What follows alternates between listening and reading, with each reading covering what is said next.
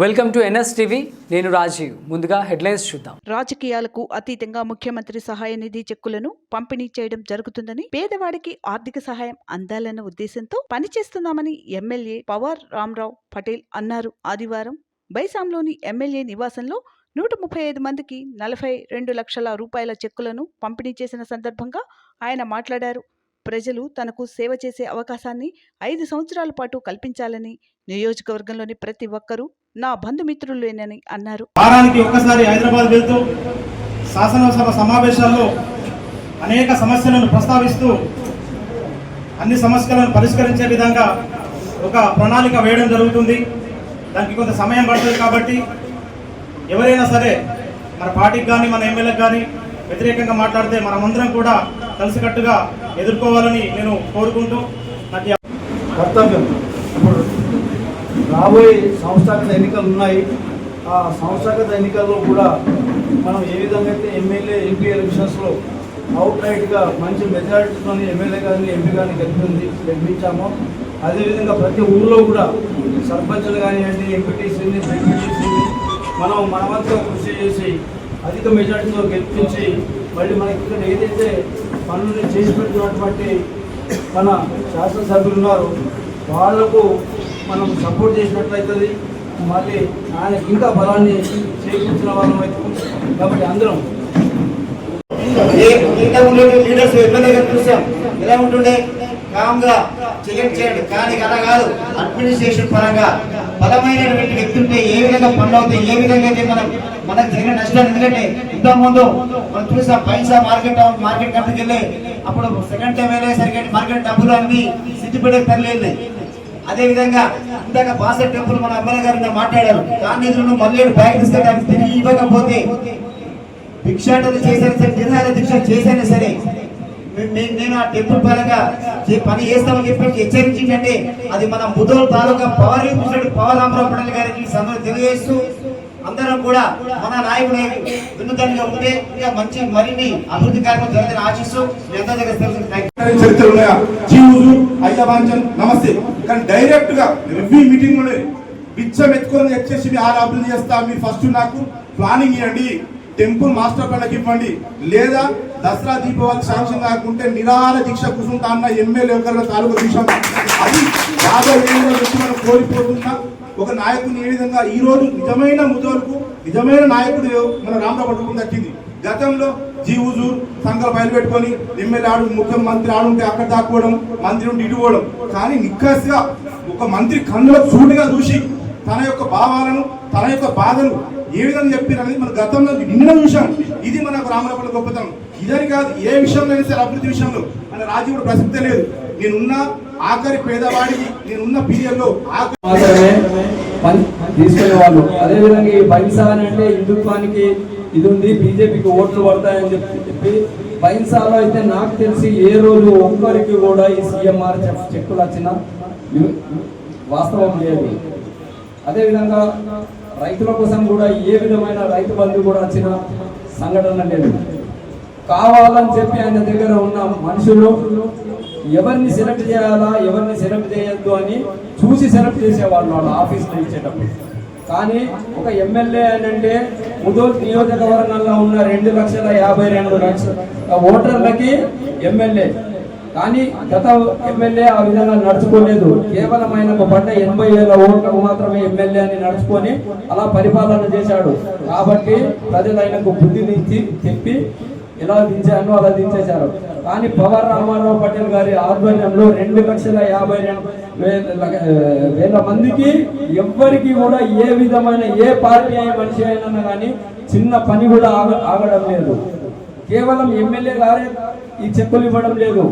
కొన్ని విషయాలలో సార్కు టైం లేకుంటే ఆ మండల అధ్యక్షులు ఆయన ఆధార్ కార్డు చూసి ఇలా చెక్ ఇదే అని చెప్పి ఆ మండలాధ్యక్షులు కూడా అలా చెక్కులు ఇచ్చే స్థాయికి ఎదిగారని అంటే అది రామారావు పటేల్ గారి ఆధ్వర్యంలోనే. ఒక మంచి నాయకుడు పని చేస్తే ఆయన దగ్గర ఉన్న కార్యకర్తలు కూడా బాగుంటారు. ఆ కార్యకర్తలు ఆ నాయకుడు పనిచేయడం వల్ల ప్రజలకు లబ్ధి జరుగుతుంది. ఎన్నో ప్రభుత్వ కార్యక్రమాలకు పనిచేస్తూనే శ్రీకారం చుట్టూనే ఇటు సంక్షేమ పథకాల్లో కూడా తనదైన శైలిలో పనిచేస్తూ ఆ రోజు నుంచి ఈ రోజు వరకు నేనే ఎన్నో స్వయంగా ఈ CMRF చెక్కుల పంపిణీలో పాల్గొనడం జరిగింది. ఎందుకంటే చాలామందికి కొన్ని వేల చెక్కుల పంపిణీ కార్యక్రమాన్ని గత శాసనసభ సభ్యుడి కంటే మన ఎమ్మెల్యే గారు ఎన్నో చెక్కులు తెప్పించి లబ్ధిదారులకు ఇవ్వడం జరుగుతుంది. ఇది చాలా మంచి అభివృద్ధి కార్యక్రమం. మన ముదోల్లో మనకు మొదటిసారిగా భాజపా తరఫున మన ఎమ్మెల్యే గారిని మనం గెలిపించుకున్న తర్వాత మనకు రాష్ట్రంలో మన ప్రభుత్వం లేకున్నప్పటికీ కూడా సార్ గారు అక్కడ ప్రభుత్వాన్ని ఒప్పించి అసెంబ్లీలో ఉన్న అభివృద్ధి కార్యక్రమాలను అదేవిధంగా సమస్యలను పరిష్కరిస్తూ అభివృద్ధి కార్యక్రమాలు చేపట్టడం జరుగుతుంది. కేంద్ర ప్రభుత్వము రాష్ట్రాలకు వాటా ఇచ్చినప్పటికీ కూడా ఇక్కడ ఉన్న ప్రభుత్వాలు గత ప్రభుత్వం కావచ్చు, ఇప్పుడు ప్రస్తుతం ఉన్న కాంగ్రెస్ ప్రభుత్వం కావచ్చు, కేంద్ర ప్రభుత్వము వాటాలు ఇవ్వట్లేదు అని ప్రభుత్వం మీద, కేంద్ర ప్రభుత్వం మీద వాళ్ళు విమర్శలు చేయడం జరుగుతుంది. అయినప్పటికీ కూడా మన ఎమ్మెల్యే గారు ఆ విమర్శలను ఎదుర్కొంటూ సమాధానాలు చెప్తూ అభివృద్ధి కార్యక్రమాలను చేయడం జరుగుతుంది. మనందరికీ తెలుసు, ఇక్కడ ఉన్న కొందరు మన ఎమ్మెల్యే గారు ఎంత పని చేసినప్పటికీ, ఎన్ని నిధులు తెప్పించినప్పటికీ వాళ్ళు ఇంకా వ్యతిరేకంగా మాట్లాడడం జరుగుతుంది.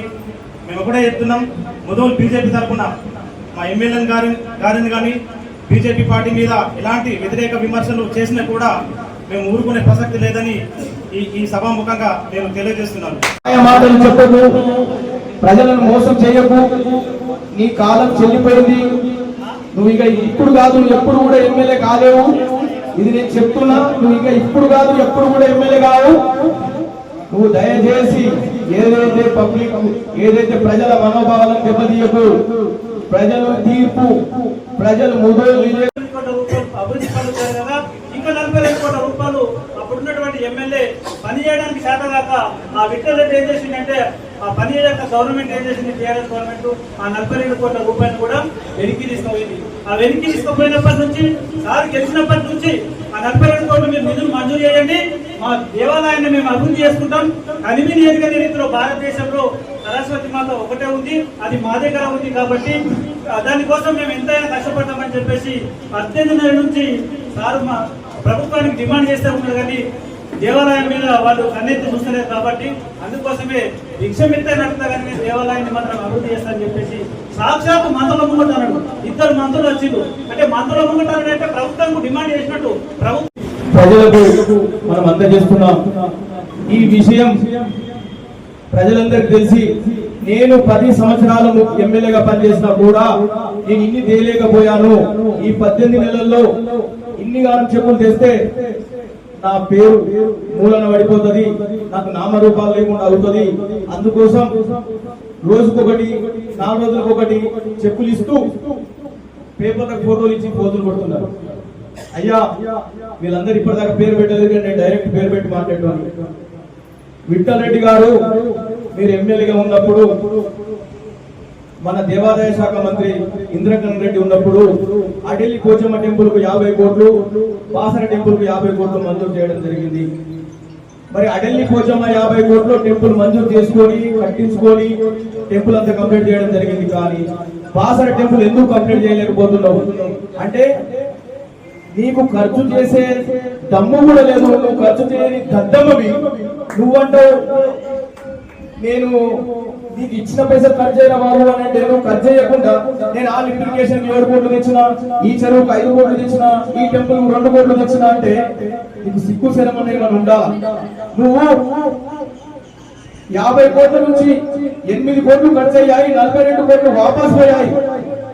ఎందుకు పోయాయి? ఎందుకు పోయాయి? దద్దమ్మా, నీకు ఖర్చు చేసుడు చేత కాదు, నీకు పని చేయించుడు చేత కాదు కాబట్టి ఈ డబ్బులని అప్పుడున్న గవర్నమెంట్ వాపస్ తీసుకుపోవడం జరిగింది.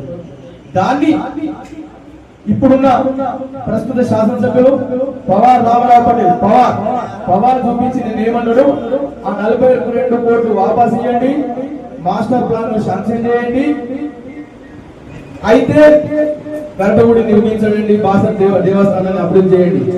లేని ఎడల నేను ఎవరికైనా పిచ్చబడి అయినా సరే ఈ బాసర టెంపుల్ ని నిర్మిస్తా, మిమ్మల్ని వదిలిపెట్టా, ఇంకా అసెంబ్లీలో ఈ విషయాన్ని ప్రస్తావిస్తా, మిమ్మల్ని వదిలిపెట్టే ప్రసక్తి లేదన్నారు. మేము ఇంతకు ముందు కూడా మంత్రులు వచ్చినప్పుడు చూసినాం. ఈ శాసనసభ్యులు ఏదైతే మన కాన్స్టిట్యూన్సీ శాసనసభ్యులు ఉంటారో వారు పోయి సార్ ఈ పేపర్లు ఇస్తున్నాను, ఇది మంజూరు చేయండి సార్ ఇది నాది మంజూరు చేయండి అంటుండే. కానీ నేను ధర్నా చేస్తాను, ఇయ్యకుంటే బెల్కులు ఇవ్వాల్సింది, ఇయ్యకుంటే ఊరుకోలేని ఏ ఎమ్మెల్యే కూడా ఇప్పటిదాకా ఏ మంత్రిని కూడా ప్రశ్నించలేదు. ఇద్దరి మంత్రుల సమక్షంలో ప్రశ్నించిన ఏకైక నాయకుడు మన పవార్ రామరావు పటేల్ అని తెలియజేస్తున్నా. ముఖ్యంగా గుర్తుంచుకోండి, ఎవరికి మండల తరఫున కానీ తాలూకా తరఫున కానీ ప్రత్యేక ధన్యవాదాలు తెలుపుతున్నాం. గతంలో చూసాం మనం సీఎం రిలీఫ్ ఫండ్ చెక్ అంటే తన అనుచరులకు డబ్బులు ఎక్కువ రావడం, తన అనుచరులు కాదు అంటే డబ్బులు ఆగిపోవడము.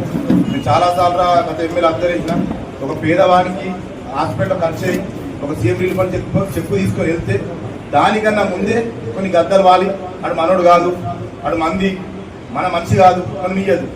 సమస్య ఏంది? ఇప్పుడు ఆరోగ్య సమస్య చావు బతుక మధ్య కొట్లాడుతున్నప్పుడు బట్ రాజకీయం చేసే అవసరమా? గతంలో విషయం. కానీ మా గౌరవ ఎమ్మెల్యే ఏమన్నంటే పార్టీకి సంబంధం లేదు, మన నిజానికి ఆరోగ్య విషయంలో బాధపడుతూ వాళ్ళ ఇంట్లో హాస్పిటల్ సతమతమవుతూ వాళ్ళ ఇంట్లో కష్ట నష్టాలు ఉంటాయి. అది ముఖ్యం కాదు. ఎవరైనా సరే నాయకులు తీసుకొచ్చినా సరే, నాయకులు తీసుకురాకపోయినా సరే డైరెక్ట్ గా రావడము, ఇక్కడ ఉన్న ఇద్దరు పిఎల్ ఉంటారు, పిఎల్ డైరెక్ట్ లబ్ధిదారులకు సంబంధించిన ఏ డాక్యుమెంట్లు ఇవ్వడము, డైరెక్ట్ వెళ్ళిపోవడం. అసలు ఎవరికి చెక్కులు వస్తున్న విషయం కూడా ఎవరి సార్కి తెలుస్తుంది. ఎందుకంటే సామాన్య ప్రజల మనిషి అంటే ఆ విధంగా ఉంటారు. గతంలో ఏంటంటే లెక్క పెట్టేవారు, ఇలా మనుషులు, ఈల మనుషులు, వీళ్ళ చెక్ వచ్చిందంటే ముందే వేసేవారు. కానీ ఇప్పుడు ఏమైతుంది, ఎవరైనా సరే డైరెక్ట్ రావడము, అక్కడ లబ్ధిదారులు చెప్తారు ఏమేమి డాక్యుమెంట్స్ కావాలని, ఆ డాక్యుమెంట్స్ ఇవ్వడము, వెళ్ళిపోవడము. డైరెక్ట్ ఎమ్మెల్యే సార్ అక్కడ హైదరాబాద్ ఫాలో అయిపోయడం, మేము సమస్యలు ఉంటే సంబంధించిన మంత్రికి కానీ అక్కడ సీఎం రిలీఫ్ ఫండ్ ఉన్నాడు ఓఎస్డీ కానీ ఆఫీసర్ స్పెషల్ డ్యూటీకి కానీ చెప్పడము, ఫాలో చేయడం, ఖర్చు చేయడం, దాన్ని ఇప్పించడం. అది మా ఎమ్మెల్యే గారు పటేల్ గారికి మరియు లబ్ధిదారులందరికీ నా హృదయపూర్వక నమస్కారాలు. మన ముదోల్ నియోజకవర్గంలో మనము బీజేపీలో మన ఎమ్మెల్యే పవర్ రామారావు పటేల్ని ఎన్నో వేల ఓట్లతోటి గెలిపించి మనము ఎన్నో సాధిస్తున్నాము. ఇప్పుడు కేంద్ర ప్రభుత్వము పథకాలు ఎన్నో ఇస్తున్నది. కాకపోయినా మనం రాష్ట్ర ప్రభుత్వంలో ఇక్కడ మనం లేము కాలేము. అయినా కూడా ప్రతిపక్షంలో మన నాయకుడు ఎన్నో పనులు చేస్తున్నాడు.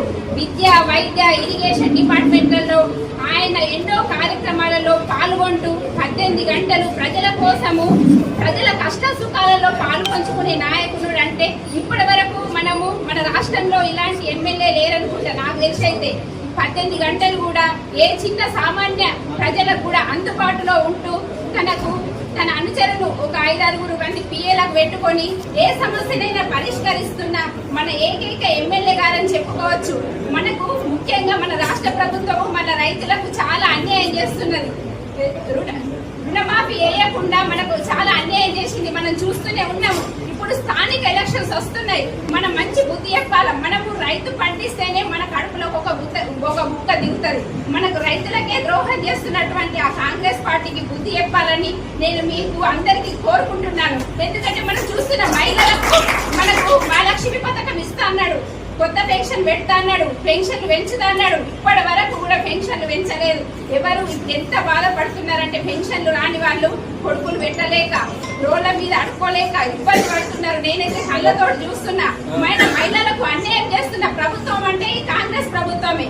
ఎందుకంటే ఫ్రీ బస్ ఒకటే పెట్టిండు, ఫ్రీ పెట్టి మన ఆర్థిక పరిస్థితులను దిగదార్చిండు. ఎందుకంటే మహిళ ఇప్పుడు ఫ్రీ బస్ అనగానే ఇంట్లో ఫంక్షన్స్ ఏమైనా ఉంటే అది గౌరవ ఎమ్మెల్యే గారు చేసినట్టే. కాబట్టి దయచేసి ఆ ప్రోటోకాల్ను కూడా మీరు గౌరవించవలసిందిగా నేను కోరుతున్నాను. దయచేసి విఠల్ రెడ్డి గారు ఏ ఒక్క పని కూడా మంజూరు చేయించలేదు. నారాయణరావు పటేల్ కూడా ఏ ఒక్క పని మంజూరు చేయించలేదు. ఏ పనులైనా అది పవార్ రామారావు పటేల్ గారే మంజూరు చేయించినట్టు మీకు ఈ సందర్భంగా గుర్తు చేస్తున్నా. ఇక ఏదన్నా అందరం మనం ఫంక్షన్ పోతా ఉంటాం, మనకు తెలిసిన ఉంటే ఒకటి ముక్కలు ఎక్కేస్తారు. అదే విధంగా ఇప్పుడు వాళ్ళు మొన్నలాగా టీఆర్ఎస్ ఉన్నాడు, మళ్ళా పోయి కాంగ్రెస్ వచ్చినందుకు ఏమున్నది? అరే బాబు మీ ఎమ్మెల్యే సాబ్ కాపీ ఇచ్చినాం, ఫోటో కాపీ ప్రకారం ఎమ్మెల్యే సాబ్ కాపీ ఇచ్చినాం, నువ్వు ఒక కాపీ ఇస్తే నువ్వు ఒకటి చెప్పురా, మన పేరు చెప్పురా అని పంపిస్తున్నారు తప్పిస్తే ఇప్పుడే అందరికి తెలిసిపోయింది. ఎమ్మెల్యే గారికి కాపీ ఎంతగానే నిమిషాల వాట్సాప్ అందరికి అందుతున్నది. అది ఎమ్మెల్యేకి కాదు, ఎక్స్ఎమ్మెల్యే కాదు, చిన్న వాట్సాప్ ఉన్న ప్రతి ఒక్కరికి కాపీ షేర్ చేయాలి అంటున్నది. కాబట్టి దయచేసి మాయ మాటలు చెప్పే, కల్లిపల్లి మాటలు చెప్పే విఠల్ రెడ్డికి నమ్మద్దు. విఠల్ రెడ్డి అత్యంత ప్రమాదకరమైన వ్యక్తి. దయచేసి మీరందరూ గుర్తుంచుకోండి.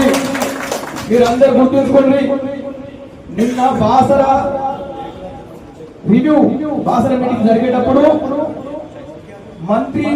ఇద్దరు మంత్రులు, శాసనసభ్యులు, జిల్లా కలెక్టరు, అడిషనల్ కలెక్టరు, మాజీ ఎమ్మెల్యే వేణుగోపాల్చారి వీళ్ళందరూ సమక్షంలో ఏదైతే బాసర టెంపుల్ మీద సమీక్ష జరుగుతుందో, ఏదైతే మీటింగ్ జరుగుతుందో ఆ మీటింగ్ లో అచ్చి కూర్చున్నందుకు కూడా మొగం లేదు. ఎందుకంటే 50 కోట్లు వాపస్ వేయండి కదా, రామారావు పటేల్ అని అడుగుతారు, 50 కోట్లు ఏమైనా విఠల్ రెడ్డి గారు అని అడుగుతారు. కాబట్టి ఆ మీటింగ్ లో కూర్చే ముఖం లేక దొంగ మీద పారిపోయిన వ్యక్తులు.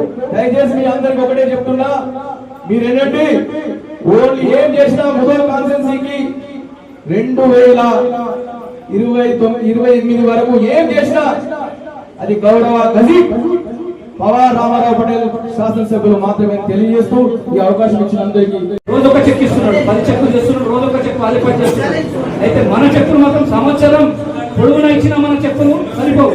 అలాంటిది మన ఎమ్మెల్యే గారు అన్ని చెక్కులు తెచ్చి ఒకే రోజు పంపిణీ చేస్తున్నారు. కాబట్టి వారికి లబ్ధిదారుల తరఫున, మండల నాయకుల తరఫున ప్రత్యేక ధన్యవాదాలు.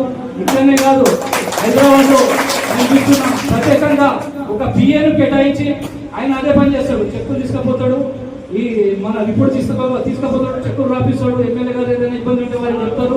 వెంటనే ఎమ్మెల్యే గారు ఇబ్బంది ఉంటే మాట్లాడి చెక్కులు క్లియర్ చేపిస్తున్నాడు. కాకపోతే ఈ మధ్య మనం చూస్తున్నాం, కొత్త మంది రాజకీయ నాయకులు తమ ఉనికి కాపాడే కోసం మన ముదల్ తాలూకాలో ఎలాగైనా మా ఉనికి కనిపిస్తలేదని ఒక్కొక్క చెక్కు చేసి రోజు ఒక చెక్ ఇస్తున్నారు. మనం చూసినాం కదా, చూస్తున్నాం కదా, పేపర్లలో, సోషల్ మీడియాలో వెళ్తున్నారు. అలాంటి వ్యక్తులకు నమ్మొద్దు. మనం ఇక్కడ ఒక్కటి మిస్ కాకుండా తీసుకున్న అందరికీ నమస్కారం. అయితే ముఖ్యంగా ఏంటంటే ఎమ్మెల్యే గారు సీఎం విషయంలో చాలా శ్రద్ధ తీసుకొని సొంత నిధులతోటి సొంత టీంలు ఏర్పాటు చేసుకొని, ఎందుకంటే మేము లాస్ట్ ఫైట్స్ కూడా పబ్లిక్ రిప్రజెంటేటివ్ ఉన్నాం కాబట్టి చూసేవాళ్ళం. ఒక్కతనే ఉంటుండే అతను మన ఆల మనిషి తీసుకుపోయి ఇస్తేనే అది ఇంతకుముందు మన అన్న చెప్పినట్టు ఆ విధంగా ఉంటుంది. అందులో తెలియజేస్తూ అదేవిధంగా ఒక పర్టికులర్గా ఒక విషయంలో కాకుండా ఇరిగేషన్ అయితేనేమి, రోడ్ల విషయంలో అయితే, అదేవిధంగా ఎండోమెంట్ టెంపుల్ విషయంలో కానీ, రైతాంగ విషయంలో కానీ ప్రతి సమస్య పైన స్పందించేటువంటి నాయకుడు మన ఎమ్మెల్యే గారు. అయితే మనం చూస్తూనే ఉన్నాం, అసెంబ్లీ జరుగుతున్న సెషన్స్ లో కానీ, అదేవిధంగా మినిస్టర్లు కలిసి ఇక్కడ ఉన్నటువంటి సమస్యలు రిప్రజెంటేటివ్గా కానీ మన ఎమ్మెల్యే గారు ముందుండి ఇస్తున్నాడు. ఏంటంటే అక్కడ ఉన్నటువంటి వాళ్ళు కొంచెం సానుకూలంగా స్పందించి ఆ పనులు తీసుకురావడం ద్వారా పనులు అవి కొన్ని రావడంతో మనం సారే ఎక్కువగా పుస్తకాలు ఇస్తున్నాం. కానీ అన్నిటికీ మాత్రం సారే రిప్రజెంటేటివ్ ఇచ్చిన దానికి ఫలించిన వాళ్ళ ఖాతాలో వేసుకునేటువంటి దుర్భాగ్య పరిస్థితుల్లో మిగతా పార్టీలు అనే విషయాన్ని మీరు గమనించవలసిందిగా విజ్ఞప్తి చేస్తున్నాను. ఎందుకంటే వాళ్ళే 10 సంవత్సరాలు వాళ్ళే అధికారులు ఉండే, మరి ఆ 10 సంవత్సరాల నుంచి పెండింగ్ లో ఉన్నటువంటి ఆ పనులు మరి ఇప్పుడు సారు మనకు తెలిసిన తర్వాత ఈ వర్ణ ప్లేయర్లో సారా రిప్రజెంటేటివ్ ఇవ్వడం, ఆ సంబంధిత శాఖల మంత్రులకు ఇవ్వడం, అది రావడం ఎవరి విజయం అని చెప్పేసి మన మండలంలో ప్రతి వారికి తెలుసు. ఎందుకంటే అందరికి కూడా అవగాహన. అనేక రంగాల్లో అనేక అభివృద్ధి పనులు మొన్న నిన్న వారం రోజుల కింద గత సంవత్సరం పడ్డ వర్షాలకు ఎక్కడెక్కడ చెరువులన్నీ చిత్తడిగా తెగిపోతే ఆ చెరువులో కూడా ఇవాళ ఒక్కొక్క చెరువుకు 30 నుంచి 40 లక్షల నిధులు మంజూరు తీసుకొచ్చి ఇలా 15-20 చెరువులను మంజూరు చేసినటువంటి ఎమ్మెల్యే ఎవరైనా ఉన్నారంటే మన రామారావు పటేల్ చెప్పండి. ఇదే విధంగా దేవాలయాలు ప్రతి విలేజ్ మండలానికి 5 నుంచి 10 గ్రామాలల్లో దేవాలయాలు మంజూరు చేసిండు. ఇలా పేదలకు ఎంతో కొంత సహాయం అందాలని చెప్పేసి ఈ చెక్కుల కోసం కేవలం ఈ ముఖ్యమంత్రి సహాయ నిధి చెక్కుల కోసమే 3 జీతాలను పెట్టి 3 పిఎలను పెట్టి ఇలా కనివీని ఎదుగని రీతిలో ఇప్పటి వరకు 3000 చెక్కులను పంపిణీ చేయడం జరిగింది. అది ఎవరికి సాధ్యమని అంటే కష్టజీవికి మాత్రమే సాధ్యం. ఆ కష్టజీవి ఎవరనంటే అది కేవలం పవర్ రామారావు పటేల్ అని చెప్పగలరు. ఈ రోజు మనం అక్క దగ్గర ఒక ఫోటో ఉంది, నిన్నటి పేపర్లో ఒకటే ఒక చెక్ ఇచ్చిండు విఠల్ రెడ్డి, దాన్ని పేపర్లు వేసుకున్నాడు. అక్క దగ్గర ఫోటో ఉంది, కావాలని ఫోటో కూడా తీసుకున్నాడు. అంటే ఇన్ని చెప్పులు ఇచ్చినా మనం ఫోన్లు చేసుకుంటలేము. ఇలా బాసర జ్ఞాన సరస్వతి దేవాలయానికి భిక్షమెత్తి అభివృద్ధి చేస్తాడు. ఆ మాట ఎందుకోసం మాట్లాడంటే ఆయన గెలిచిన నుంచి, ఎమ్మెల్యే గారు గెలిచినప్పటి నుంచి అప్పుడున్నటువంటి కేసీఆర్ ప్రభుత్వం లోపల 50 కోట్ల రూపాయల నిధులు మంజూరైంది. 50 కోట్ల నిధులు మంజూరైతే దాని దగ్గర కేవలం 7 కోట్ల రూపాయలు అభివృద్ధి పనులు జరగగా ఇంకా 42 కోట్ల రూపాయలు అప్పుడున్నటువంటి ఎమ్మెల్యే పని చేయడానికి చేతగాక ఆ విఠల్ రెడ్డి ఏం చేసిందంటే ఆ పని చేయక గవర్నమెంట్ ఏం చేసింది, టీఆర్ఎస్ గవర్నమెంట్ ఆ 42 కోట్ల రూపాయలు కూడా వెనక్కి తీసుకుపోయింది. ఆ వెనక్కి తీసుకుపోయినప్పటి నుంచి సార్ గెలిచినప్పటి నుంచి ఆ 42 కోట్లు మీరు నిధులు మంజూరు చేయండి, మా దేవాలయాన్ని మేము అభివృద్ధి చేసుకుంటాం. కనివి ఎరుగని రీతిలో భారతదేశంలో సరస్వతి మాత ఒకటే ఉంది, అది మా దగ్గర ఉంది కాబట్టి దానికోసం మేము ఎంతైనా కష్టపడతామని చెప్పేసి 18 నెలల నుంచి సార్ మా ప్రభుత్వానికి డిమాండ్ చేస్తూ ఉన్నారు. కానీ దేవాలయం మీద వాళ్ళు కన్నెత్తి చూస్తలేదు కాబట్టి అందుకోసమే భిక్షమిత్తే నడుతా కానీ నేను దేవాలయాన్ని మాత్రం అభివృద్ధి చేస్తానని చెప్పేసి